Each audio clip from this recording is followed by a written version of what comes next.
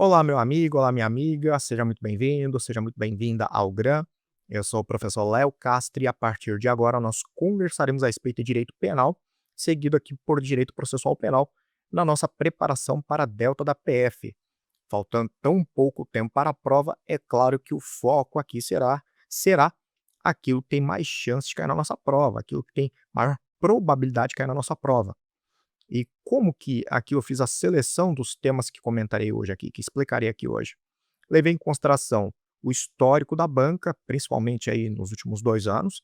Considerei aqui também o que a banca tem cobrado muito esse ano e, claro, também estou levando aqui em consideração essas novidades todas que nós temos, tanto na nossa legislação quanto em enunciados da súmula do STJ Supremo. Então, vou tentar fazer um combo aqui, um combinado desses assuntos todos, para que a gente possa aí ter uma preparação que de fato seja voltada e que aqui renda algum fruto nesse curto tempo. É uma horinha mais ou menos para cada matéria, uma para penal, uma para processo penal. Antes aqui, e para fechar essa introdução, quero me colocar à disposição em caso de dúvida, pode entrar em contato pelo fórum de dúvidas ou se preferir pelo Instagram, Léo Castro Direito Penal, só não leve suas dúvidas para a prova. Maravilha? Vamos lá então? Vamos conversar sobre o que tem mais chance de cair? E olha só, esse ano esse ano, quando a gente pega as questões da banca Sebrasp, o que se percebe é que a banca ela tem dado aí uma preferência muito grande por aquilo que é novo. TRF da sexta região mesmo, acho que foi a primeira prova do ano da banca, ela já cobrou aqueles enunciados novos da súmula do STJ todos, aquele lá da apropriação indébita tributária, cobrou aquele enunciado do Estatuto de Desarmamento, enfim, são enunciados que nós veremos aqui. E aí nós já matamos 2 dos 3 pontos que eu falei agora há pouco, né, que é ali o levantamento dos últimos 2 anos, o levantamento esse ano e novidades. Vou aqui então já novidades e levantamento esse ano, já que esse ano, como falei, a banca tem cobrado bastante aí as recentes alterações tanto na lei quanto nos enunciados de súmula do STJ Supremo, do STJ e do Supremo. Vamos lá, vamos começar aqui então? Já que eu falei desse enunciado número 658 aqui, comentei dele, sobre ter caído em uma prova esse ano, vamos começar por ele então. Fala bem assim, ó, o crime de apropriação indébita tributária pode ocorrer tanto em operações próprias como em razão de substituição tributária. Esse crime de apropriação indébita tributária, ele está lá no artigo 2º, inciso 2 da Lei 8.137/90. Lei que sempre é muito cobrada em prova, sempre presente em prova por conta ali da súmula vinculante 24, que fala que nos crimes materiais ali do artigo 1º, incisos 1 a 4, você não tem verificado aqui, caracterizado o crime contra a ordem tributária antes do lançamento definitivo do tributo, nesses crimes materiais dos incisos 1 a 4, inciso 5 não. Também é ali um tema que a gente sempre espera encontrar por conta das pegadinhas próprias, específicas aqui, como por exemplo essa modalidade especial do crime de corrupção passiva e concussão. Sim, a gente tem aqui uma modalidade especial desses 2 crimes, lá dos artigos 316 e 317 do Código Penal, aqui, quando se dá nesse contexto em relação a criar aqui a se atentar contra a ordem tributária. Aquelas majorantes que a lei fala em agrava a pena, né, dando um nó na nossa cabeça aqui, parecendo que é agravante, na verdade são majorantes. E aí, voltando aqui à apropriação indébita tributária, que foi objeto do enunciado da súmula que acabei de fazer a leitura, que diz bem assim, ó: constitui crime da mesma natureza, deixar de recolher no prazo legal o valor de tributo ou de contribuição social, descontado ou cobrado na qualidade de sujeito passivo de obrigação e que deveria recolher aos cofres públicos. Vamos lá mais uma vez o enunciado para a gente aqui visualizar. O crime de apropriação indébita tributária pode ocorrer tanto em operações próprias como em razão de substituição tributária. Vamos entender esse negócio agora. O que que o nosso legislador não, né? O que que o nosso STJ, uma das nossas cortes superiores aqui, quis dizer com esse enunciado? Por que que ele foi criado? Ele fala que vai ficar caracterizado o crime tanto nas operações próprias quanto ali o sujeito estiver na condição de substituto tributário. Imagina que A vende ali algo para B, que aqui vai funcionar como fato gerador para o pagamento de ICMS. Quando ali da venda, já foi cobrado um percentual no preço referente ao quê? Ao ICMS a ser passado para o fisco. Esse valor Se o sujeito ele vendeu e cobrou esse percentual para fins de ICMS, e a grana está aqui com ele, portanto, ele tem que passar para quem? Para o fisco. Se ele não passa para o fisco, apropriação indébita tributária, que vai caracterizar o crime, como aqui bem deixa claro o enunciado da súmula. Além disso, ele traz a outra situação, que é a da substituição tributária. Imagina que A vende A ali o fabricante, que vende para B, que é um distribuidor, que vende para C, que é o lojista, que vende para D, que é ali o consumidor final. E essas operações todas gerando ali fato gerador para tributação do ICMS. Aí imagina que um dos integrantes dessa cadeia vai e antecipa o valor do ICMS das demais transferências. Ou seja, ele está agindo aqui como substituto tributário. Essa grana vai aqui para ele. E ele vai ter que passar para o fisco. E se não passar para o fisco, vai incorrer no crime do artigo 2º, inciso 2, apropriação indébita tributária. Então é isso que ele quis dizer aqui, que tanto em uma hipótese quanto outra, mesmo ali como ali na condição daquele que deve o tributo por operação própria, aquele que recebeu o valor por operação própria, né, ele próprio ali vendeu para alguém, quanto ali quando há essa antecipação dessas transferências seguintes, dessas operações seguintes, você vai ter caracterizado o crime aqui de apropriação indébita tributária, tá bom? Foi isso que o enunciado da súmula quis dizer. Léo, como é que vai cair na minha prova um negócio desse? Pô, a tributária é um negócio que para mim é igual grego, é igual russo. Pois é, para mim também, a gente que é do penal, a gente não sabe nada tributário, né? Até porque se soubesse tributário, a gente tinha ficado rico já. Mas enfim, a gente foi logo lá pro lado pobre do direito. Direito penal, mas o mais legal, né? O mais prazeroso, pelo menos. E aí, se cair na sua prova, vai cair como? Vai cair igualzinho caiu no começo do ano. A banca pode até trazer um probleminha prático,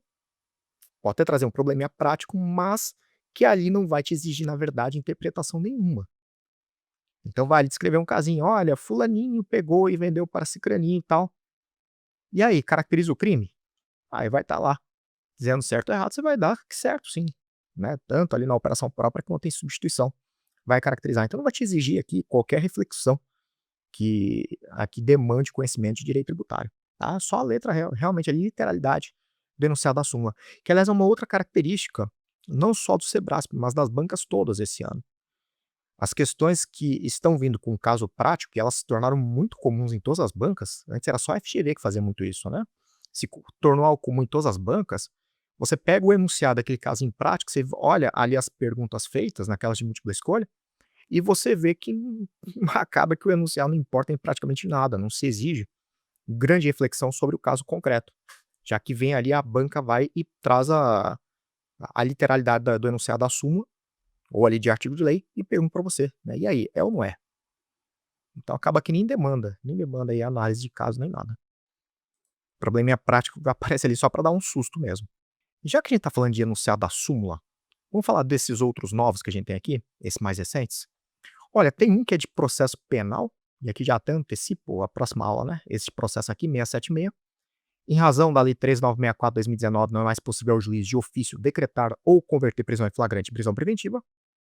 Já sabemos disso, e vou me aprofundar no tema quando ele for tratar de fatos de prisão cautelar. O enunciado número 670, embora ele fuja aqui do que a gente espera encontrar numa prova para delta da PF, mas vamos lá, tá no edital, é um enunciado que ele é recente, como eu disse, a banca tem cobrado aqui com frequência esses novos enunciados da súmula.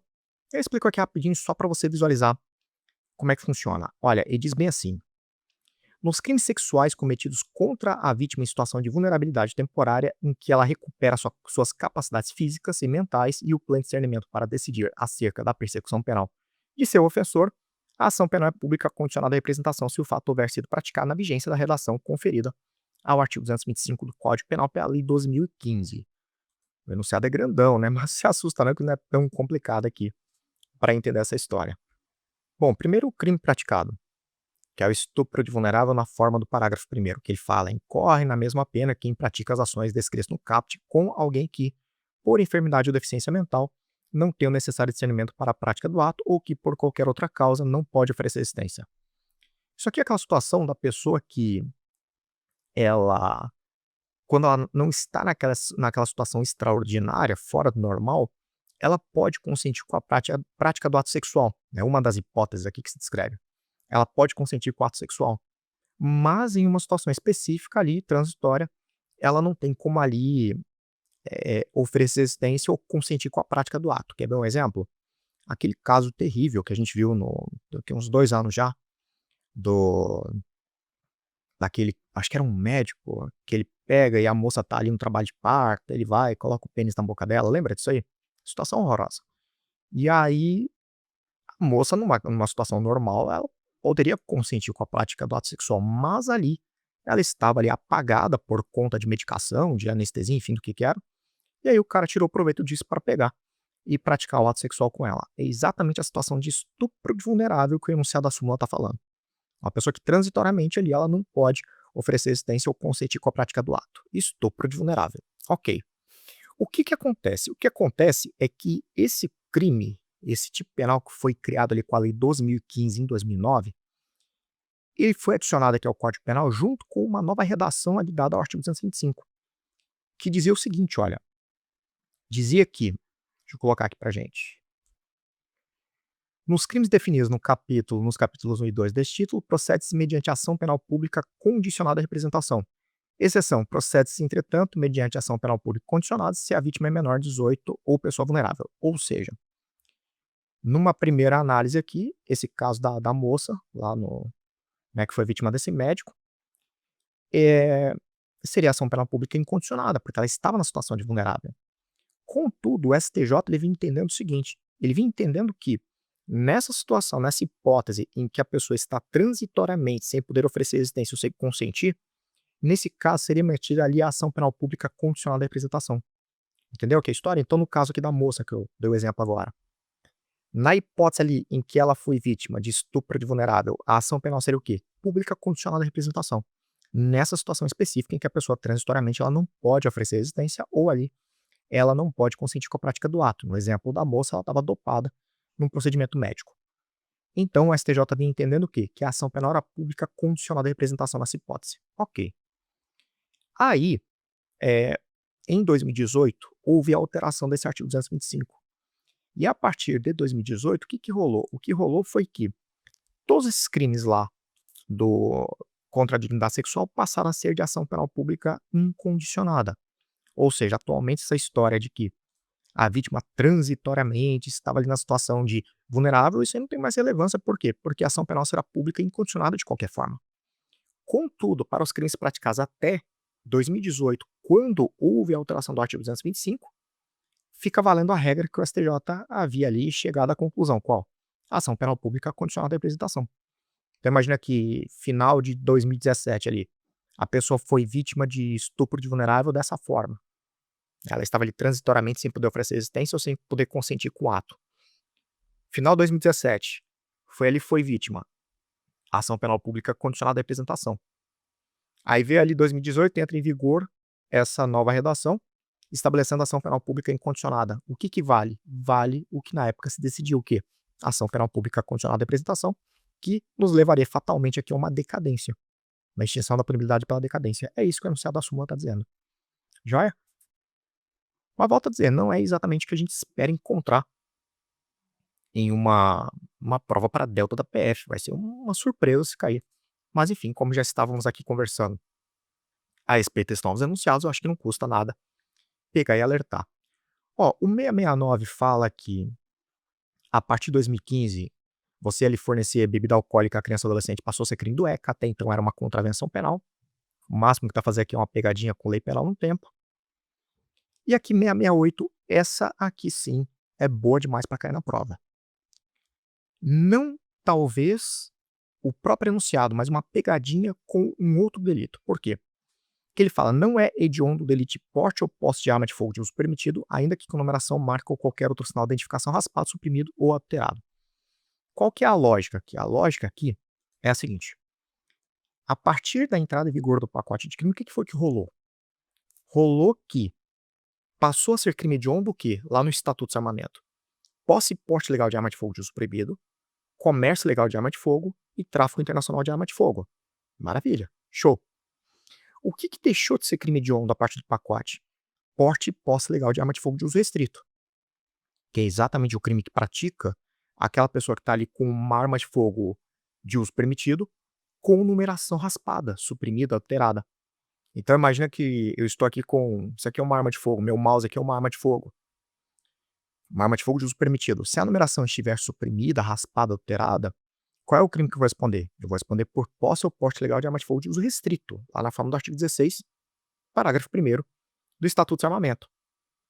Esse crime hediondo? Não é. Não é porque deixou de ser a partir do pacote. Contudo, cuidado com o seguinte, e toda vez que eu coloco essa pergunta em simulado, é impressionante como a galera cai.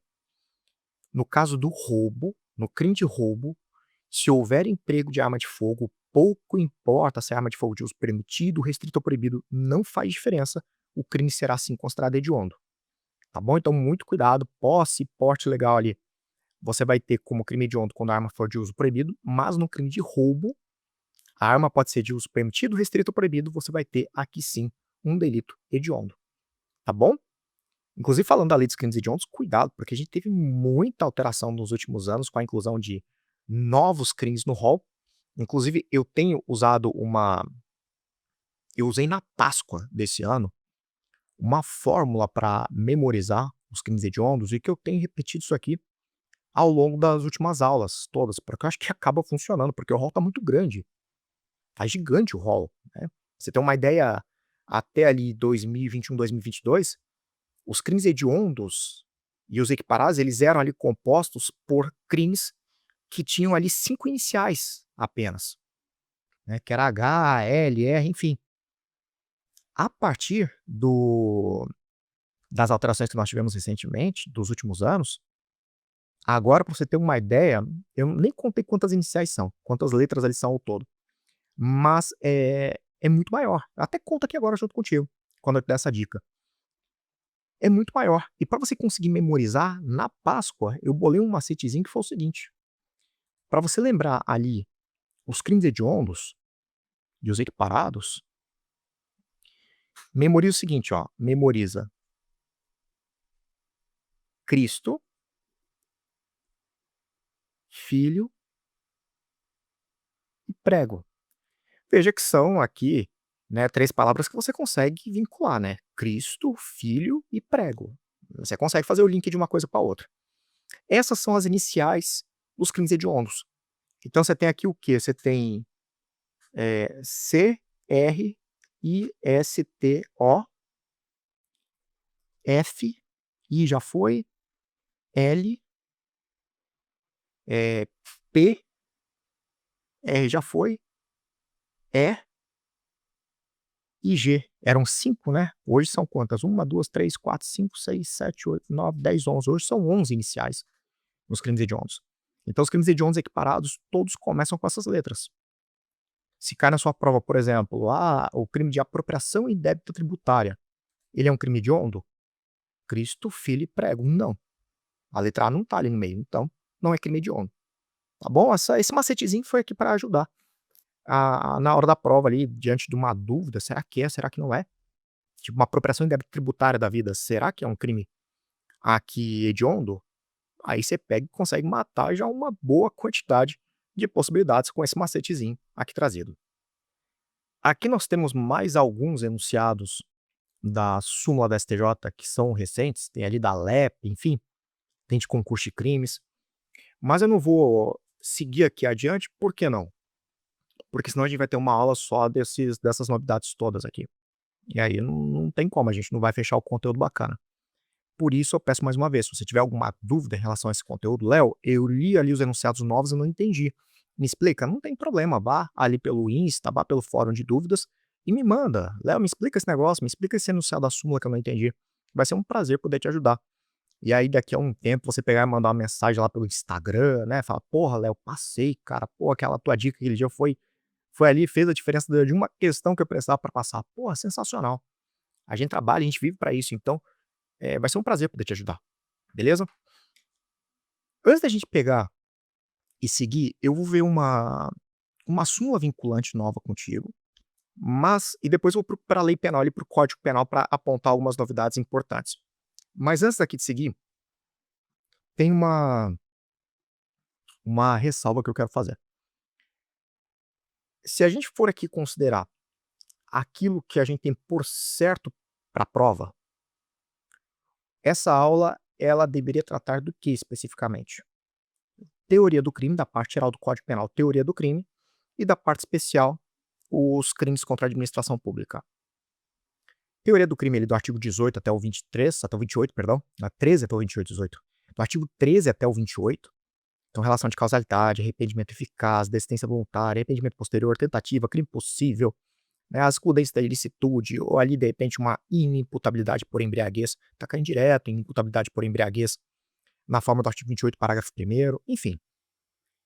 Teoria do crime, na parte geral, e na parte especial os crimes contra a administração pública, em especial os crimes funcionais, peculato, concussão, corrupção passiva e prevaricação. Esses são temas que a gente tem certeza que estarão na prova, não tem margem para dúvida. Não existe margem nenhuma para dúvida. Então, assim, ó, para a gente aqui não acabar tendo uma aula só desses temas de altíssima probabilidade, até porque esses temas de altíssima probabilidade eu tenho esperança que você já os matou durante a preparação, porque senão, né, o que vocês andam estudando durante esse período inteiro? Então, eu vou acabar focando só nessas novidades aqui. As novidades, esses temas que tem mais prevalecido aqui em prova, mas fico alerta, tá? Pelo amor de Deus, não vá me fazer essa prova sem aqui conhecer bem de teoria do crime, que aliás, sempre perguntam: "Ah, Léo, cai em prova, cai doutrina?" Muito pouco. Ano passado para cá, para você ter uma ideia, aqui um número rápido, das questões Sebrasp, 9% doutrina, 35%, se não salvo engano foram esses os números, 35% jurisprudência, incluída aqui súmula, e o restante ali, que fecha 50 alguma coisa por cento, lei seca pura. Então, doutrina se cobra muito pouco, é verdade, 9%, mas quando cai, cai onde? Cai sempre o quê? Em teoria do crime, por exemplo. Então, teoria do crime vai cair uma questãozinha de doutrina. Vai perguntar alguma coisa de Roxin, vai perguntar alguma coisa do tipo. Você tem que estar preparado, tá? Então, teoria do crime e crimes contra a administração pública certamente são temas aí que você não pode imaginar fazer uma prova dessas sem dominar bem, tá? Então, se você não domina ainda, tá em tempo de correr atrás e resolver. E desses assuntos com altíssima probabilidade, tem um da legislação penal especial que é certeza que vai cair. Que é qual? Lei de drogas.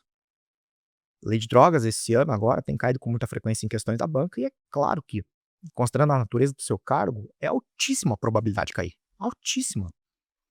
Vou, inclusive, aqui pegar e comentar contigo de uma súmula vinculante recente, a mais recente de direito penal, que trata exatamente a respeito do quê? Da lei de drogas.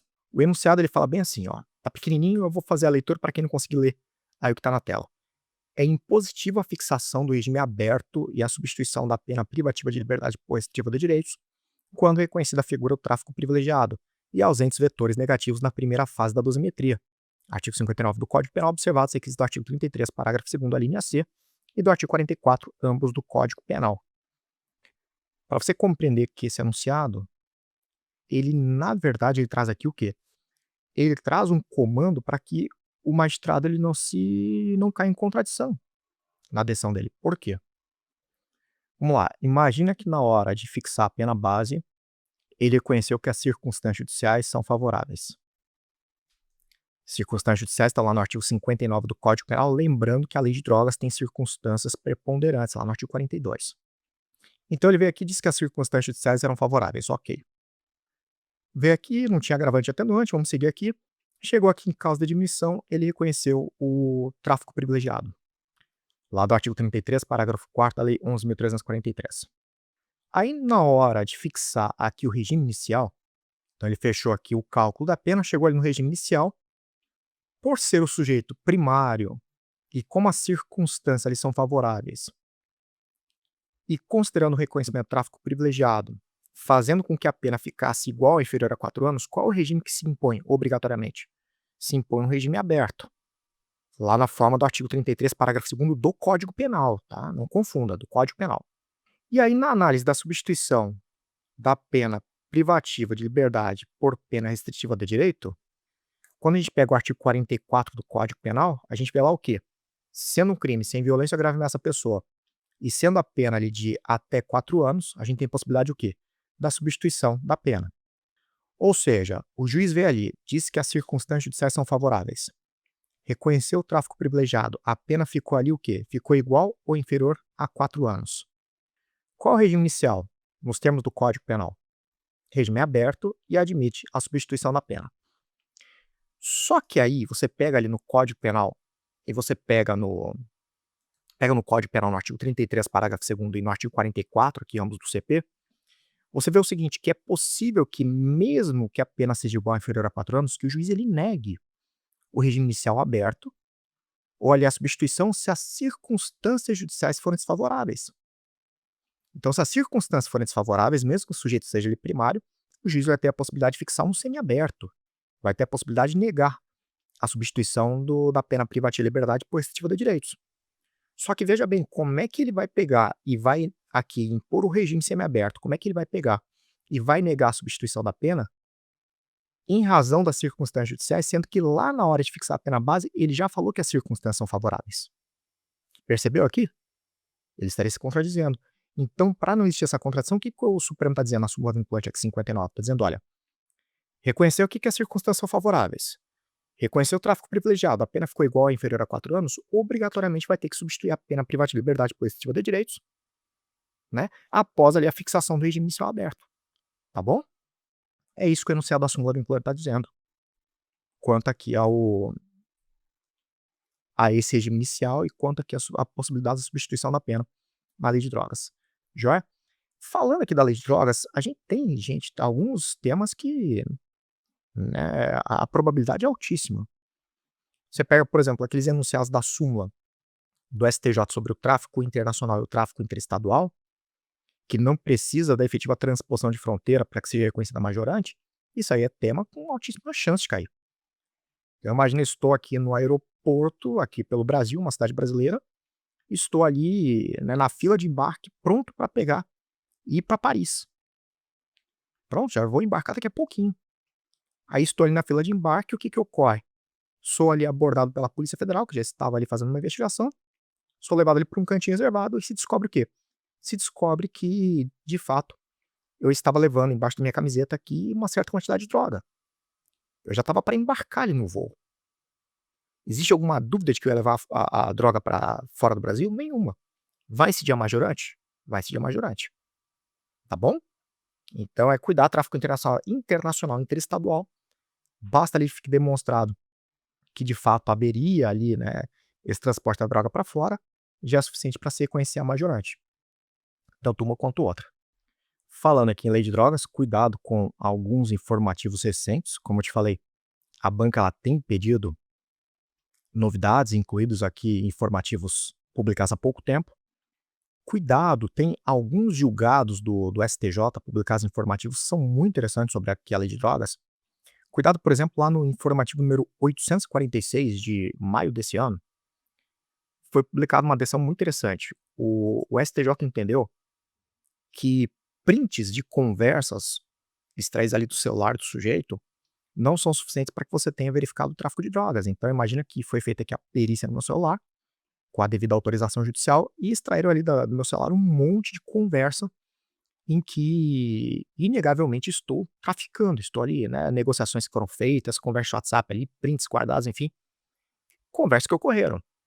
E aí vem aqui a pergunta, será que isso é suficiente para que a gente tenha caracterizado o tráfico de drogas?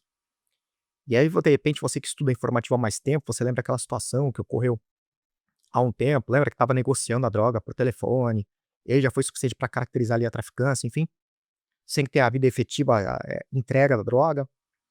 E talvez você pense, bom, né, fazendo aqui uma analogia, acredito que não precisa da droga, basta ali esses prints que vão servir como prova ali para condenação, ainda mais porque os tribunais superiores eles costumam pegar, principalmente o STJ pega muito pesado em relação aqui essa questão das drogas, basta mencionar o enunciado número 630 da súmula, né, do STJ. Aliás, enunciado perigosíssimo para cair na tua prova. Aí você chega à conclusão que, bom, provavelmente não precise da droga.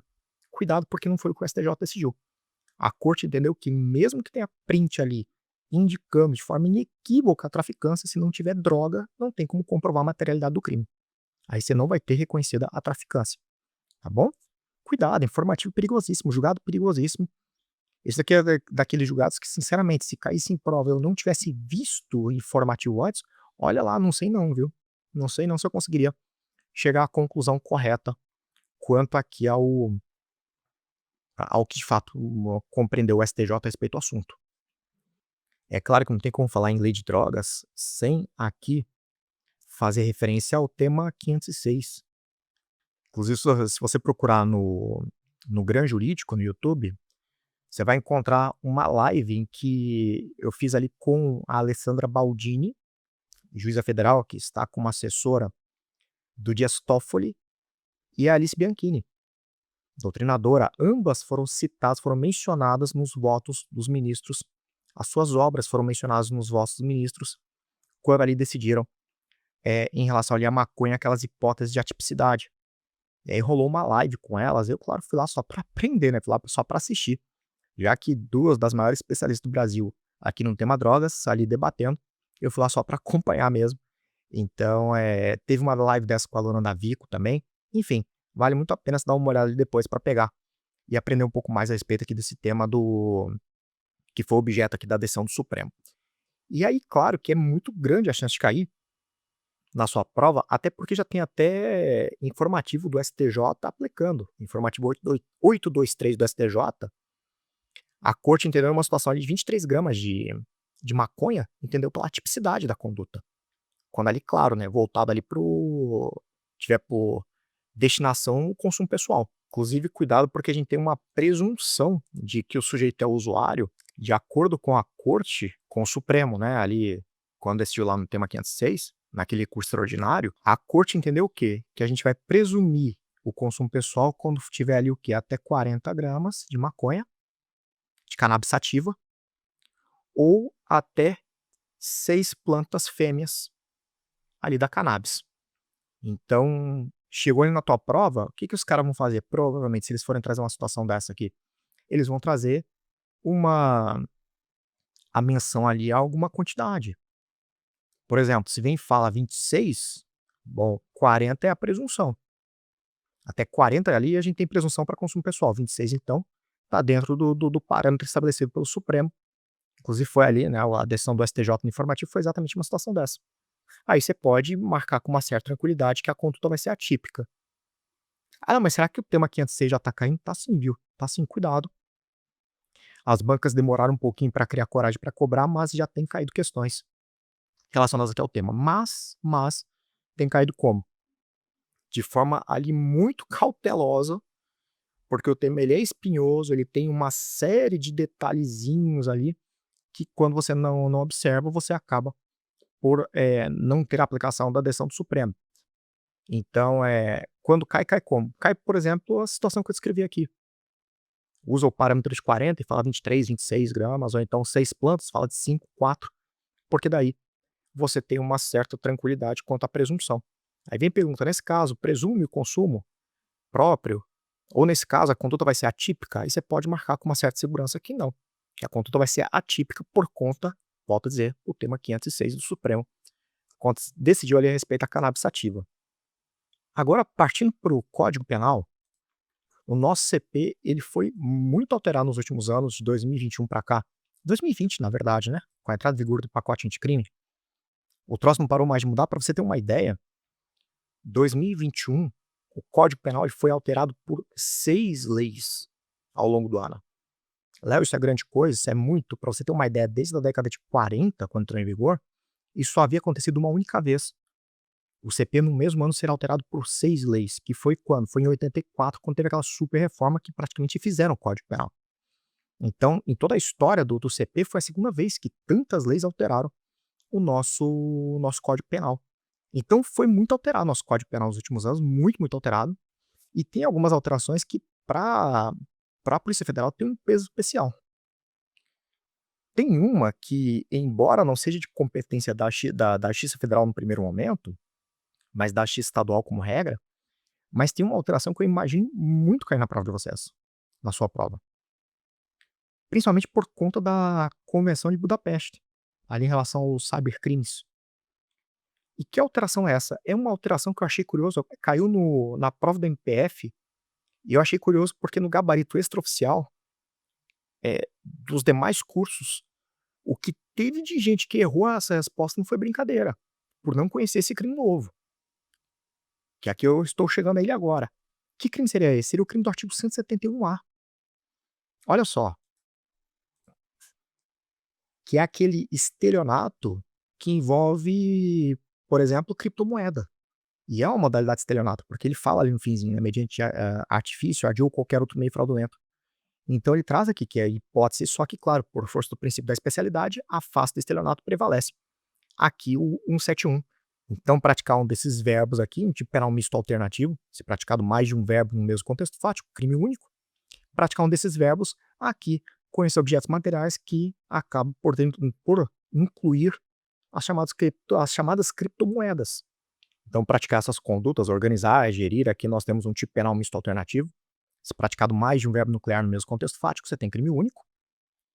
Em relação a esses objetos materiais aqui, incluídas as chamadas criptomoedas, Bitcoin, por aí vai. E é exatamente o que me faz lembrar, eu falei agora há pouco de competência, me faz lembrar aquela decisão do STJ sobre a pirâmide que se deu com criptomoeda quando a corte decidiu como regra competência da justiça estadual. Então, aqui em relação às criptomoedas, se cair na sua prova perguntando ali sobre a tipificação da conduta, nessa modalidade de estelionato, essa modalidade especial do crime de estelionato, aqui que se dá por meio desse objeto material, pode ir tranquilamente dizendo ali e dizer que a conduta é típica, por quê? Por conta do que se tem por previsão aqui no nosso CP, beleza?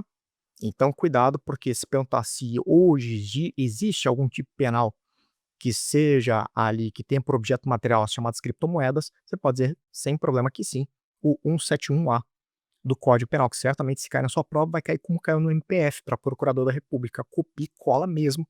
Então, no máximo, se a banca quiser complicar aqui para você, vai complicar como? Vai pedir classificação doutrinária. Porque aqui também não tem como a banca errar, se ela pede, traz aqui, não tem risco de acabar trazendo ali uma resposta, exigir uma resposta que não seja correta. Por exemplo, vai falar para você que é um crime formal. Sim, certamente é um crime formal. Tá ali o elemento subjetivo específico. Com o fim de obter vantagem ilícita, parará. Precisa alcançar esse objetivo para ter a consumação? Não. Basta que esteja presente aqui esse intuito, o objetivo esteja presente, mas não precisa ser alcançado. Ou vai perguntar, como já disse, é um tipo penal misto alternativo, se vai caracterizar concurso de crime, se aqui praticar mais de um verbo nuclear, você vai dizer que não. Inclusive, cuidado, falando aqui em criptomoeda, muito cuidado com ali aquela majorante que foi adicionada ali ao crime de lavagem de dinheiro. Lá no parágrafo 4º, essa tá caindo direto, cara, direto. A pena será aumentada de 1/3 a 2/3 se os crimes definidos nessa lei forem cometidos de forma reiterada por intermédio de organização criminosa ou por meio da utilização de ativo virtual. O que é aqui uma manifestação natural do nosso legislador, né? As criptomoedas, elas têm uma maior dificuldade de controle, de rastreamento, então, para aqui o crime organizado é uma maravilha, a criptomoeda é a salvação aí para que possa livremente transferir dinheiro pelo globo. Por isso agora o nosso legislador até demorou muito, né, passou aqui a tratar especificamente a respeito aqui desses ativos virtuais. E falando aqui desses cybercrimes, cuidado, cuidado, a lei 14.155 de 2021 trouxe muitas alterações importantes. Lembra que lá no crime de invasão de dispositivo informático, lá do 154A do Código Penal, vou colocar na tela aqui pra gente.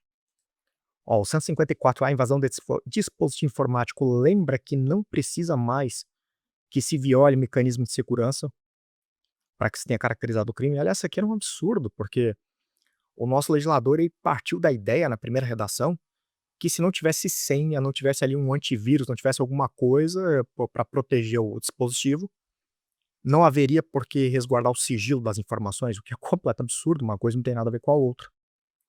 Se você tá ali, tá sentado do meu lado, você deixa seu notebook aberto para ir no banheiro, por exemplo, o fato de você deixou ali sem senha nem nada, significa que você está autorizando que eu mexa no seu computador, no seu celular para pegar e tomar ciência das suas conversas do WhatsApp, por exemplo? É claro que não. Pelo amor de Deus, não precisa de violação de mecanismo de segurança para que você tenha caracterizado esses crimes.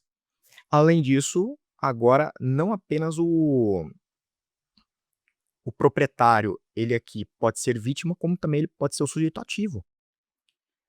Porque ele fala aqui que vai ter por vítima quem? Aquela pessoa que é usuária do dispositivo.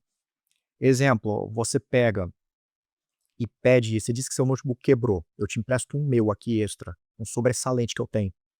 Isso me dá o direito, enquanto você estiver usando o meu notebook, de fazer acesso remoto e ficar vendo o que você faz? É lógico que não. Porque o sigilo das suas informações não tem nada a ver com o fato de que eu sou o dono daquele computador, daquele dispositivo. Então sim, vai caracterizar o crime do 154A. As penas mudaram, cuidado aí, né, as bancas estão pedindo direto aí quanto de pena. Inclusive Sebrasp também, FGV pedindo quanto de pena. Isso é um completo absurdo, mas enfim. Além disso, cuidado com as alterações ali no furto. O furto qualificado pela fraude, agora, quando se dá ali por meio virtual, tem uma qualificadora específica. Deixa eu colocar aqui para você ver.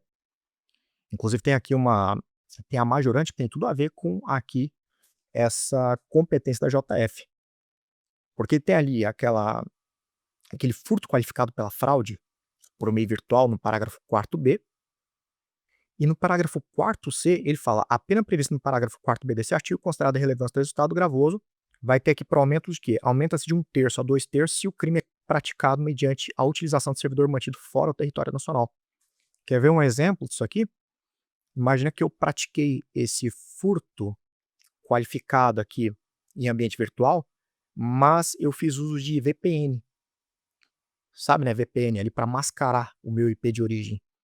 Então eu peguei e eu conectei numa máquina que está lá na Índia, para daí pegar e fazer o acesso ali do sistema do banco para praticar o furto. Vai caracterizar essa majorante? É lógico que vai, é claro que vai. Além de caracterizar a transnacionalidade aqui da conduta, você vai ter aqui o quê? Você vai ter ali a majorante por conta do emprego de VPN, é claro. Por quê? Porque você vai estar usando um servidor fora do nosso país. E a ideia aqui da majorante é exatamente o quê? Punir com maior rigor aí o uso de servidor fora do nosso país por conta da maior dificuldade em rastrear a origem e identificar a autoria daquela infração penal. Além disso, cuidado, porque tivemos uma alteração importantíssima no estelionato.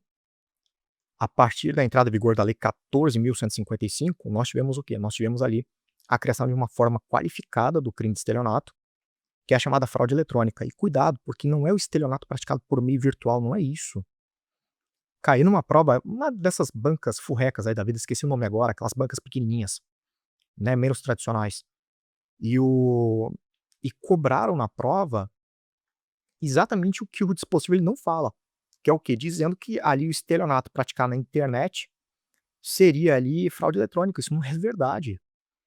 O que é aqui a fraude eletrônica? A fraude eletrônica é ali o estelionato, é um estelionato, logo tem por meio de execução o quê? Fraude, né, ali algum artifício para enganar. Só que essa fraude especificamente, aqui a lei estabelece que é o quê? É aquele conteúdo que já se obteve fraudulentamente por meio de uma comunicação ali falsa, por meio de contato telefônico. Exemplo, o cara pratica o estelionato se valendo de dados que ele obteve por meio de um e-mail falso. É isso que é a fraude eletrônica. E não simplesmente aqui o estelionato pela internet.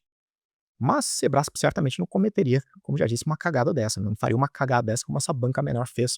Foi até num concurso de PM. Foi na PM do Pará? Não me recordo agora, enfim. Mas foi um concurso recente até, não faz tanto tempo. E a banca não voltou atrás, viu? A banca se manteve firme, não anulou a questão. Sebrasp, espero sinceramente que não faça um negócio desse. Esse parágrafo 4º, que também foi alterado pela Lei 14.155, ele traz uma previsão muito interessante, porque ele fala bem assim, ó, a pena aumenta-se de 1/3 ao dobro se o crime é cometido contra idoso ou vulnerável, considerada a relevância do resultado gravoso. Antes da alteração que se deu para a Lei 14.155, nós tínhamos o quê? A gente já tinha o idoso ali. O idoso já estava lá. Só que se falava apenas de quê? Apenas pena em dobro. A partir da nova redação, passamos a ter o quê? 1/3 ao dobro. Ou seja, temos uma fração menor aqui, um aumento menor do que existia antes. Nesse aspecto, essa lei, ela ali é uma novatio legis in melius, é uma nova lei mais benéfica, que naturalmente deve retroagir para alcançar fatos anteriores à Lei 14.155. Então o legislador, não sei se acidentalmente, enfim, mas ele acabou por trazer uma lei mais benéfica aqui em relação àquele que pratica o estelionato contra a pessoa idosa. Falando aqui em novas leis, né, que tem sido aqui o nosso foco aqui neste encontro, novos enunciados da súmula, novas leis aqui, tem um artigo aqui nos crimes contra o patrimônio que eu acho da maior relevância aqui para o nosso estudo, que é qual? Que é o 183A. Você já viu o 183A? O 183A ele fala bem assim: nos crimes de que trata este título, os crimes contra o patrimônio, quando cometidos contra as instituições financeiras e os prestadores de serviço de segurança privada, de que trata o Estatuto da Segurança Privada e da Segurança das Instituições Financeiras, as penas serão aumentadas de 1/3 até o dobro. E olha, isso aqui tem tudo a ver com a prova de você que me acompanha, a prova de vocês aí que farão Polícia Federal. Por quê? Porque esse estatuto, ele trouxe uma série de atribuições da Polícia Federal. Basta dizer aqui que compete à PF aplicar as penalidades administrativas por infração aos dispositivos aqui do estatuto. Então, muito cuidado, certamente é uma lei com muita chance aí de aparecer na sua prova, em relação aqui a essas alterações. Aquele artigo 183A mesmo, perigo para cair na sua prova. Então cuidado com essa majorante que é aplicada a todos os crimes contra o patrimônio. Uma alteração que tem caído muito em prova, e que claro pode cair na sua prova também, é ali em relação à lei 7716, embora a alteração ali pela lei 14.532 tenha se dado em 2023, mas, aquelas alterações da lei 7716 têm caído bastante aí em prova. Tanto que você pega qualquer levantamento de qualquer banca, a lei 7716 está sempre ali, no topo ainda entre os assuntos mais cobrados, embora tenha havido uma queda natural aí do ano passado para cá, já que começa a gastar um pouco, começa bem aquela história de racismo recreativo toda hora, enfim, mas, o tema voltou a aparecer com uma certa frequência, talvez até mesmo por conta daquela decisão que se deu quanto ali ao não reconhecimento do racismo reverso. Então caiu na tua prova, racismo reverso, não tem essa possibilidade, não se reconhece. Mas não é nem essa pegadinha que eu quero trazer para você. O que eu quero trazer para você é ali aquela pegadinha da injúria racial na hipótese que envolve religião. Por quê? Porque quando a gente pega a lei 7716 de 89, lá no artigo 1º ela fala o quê? Quais são os parâmetros aqui trazidos para a aplicação da lei 7716? Você tem ali, ó, raça, cor, etnia, religião ou procedência nacional. Joia. Incluída também a transfobia ou homofobia por conta daquela decisão do Supremo em mandado de junção e em uma ADO, por conta da inconstitucionalidade lá em razão da omissão estatal aqui do Poder Legislativo quanto a legislar sobre o tema. Então, homofobia e transfobia são alcançados pela Lei 7716 por conta da decisão do Supremo. Mas aí o que ocorre? Até 2023, a injúria racial estava onde? Estava no Código Penal. Aí existia aquela discussão, né? É crime inafiançável, é imprescritível, é de fato crime de racismo? E já tinha julgado apontando que sim, que era crime de racismo, embora lá presente no Código Penal. Para colocar aqui uma pedra em cima dessa discussão, o legislador acabou por meio da Lei 14.532, fez o quê? Ele levou a injúria racial lá para a Lei 7716. Então não existe mais esse debate. Sim, é crime de racismo, imprescritível, inafiançável, ok. Só que cuidado, porque com essa transferência, essa continuidade normativa típica que ocorreu indo lá para a Lei 7716, cuidado, porque a injúria relacionada à religião, ela ficou no Código Penal. E qual que é a grande pegadinha? A pegadinha é porque no artigo 1º da Lei 7716 fala expressamente em religião. Então você pensa, bom, religião está lá no artigo 1º, então a injúria em razão aqui de religião, no contexto de religião, também vai ser alcançado. Só que aí você vê que o artigo 2º-A ele não fala em religião, e a religião ficou onde? Lá no Código Penal, no 140, parágrafo 3º. Então cuidado, tá? Cuidado, quem fez essa pegadinha, eu acho que o Sebrasp fez essa pegadinha no passado, a FGV eu lembro que fez 2 vezes essa pegadinha no ano passado para cá. Enfim, cuidado, a gente tem sempre algumas pegadinhas bem perigosas relacionadas aí a essas alterações, e Sebrasp é campeã em fazer esse tipo de pegadinha. Basta aqui eu te lembrar daquela questão, certamente você já viu durante sua preparação, aquela questão da lei de abuso de autoridade, em que a banca pegou e perguntou se ó, tá aqui, ó, tá? A religião tá aqui ainda. Que a banca veio e perguntou se lá na lei de abuso de autoridade existia efeito automático. Na verdade, a questão acho que ela dizia bem assim, que todos o que não há efeito automático, acho que era isso mais ou menos a questão enunciado.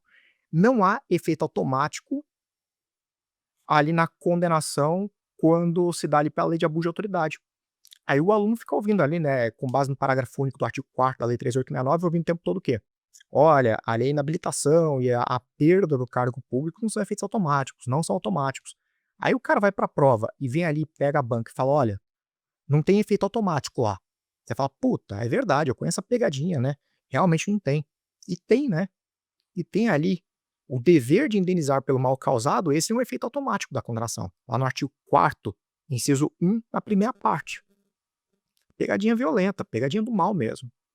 Basta aqui, basta aqui, inclusive falando essas pegadinhas, falando aqui de perda automática do cargo público, se liga porque não são mais só 2 hipóteses, né. Eram 2 hipóteses até a lei de feminicídio, que era o quê? A lei 9455/97, que é você tinha ali a perda automática do cargo público. A lei 9455/97, a lei de tortura, e a lei 12.850/2013, a lei de organização criminosa, que você tinha a perda automática de cargo público. Agora a gente também tem mais uma hipótese na situação do feminicídio, tá lá no artigo 92 do Código Penal. Então cuidado, muitas alterações recentes, muita coisa boa para fazer pegadinha. Sebrasp é boa em fazer pegadinha, mesmo com base em lei. Então, você vai ter que pegar essas alterações todas e procurar fazer essa leitura com um olhar malicioso.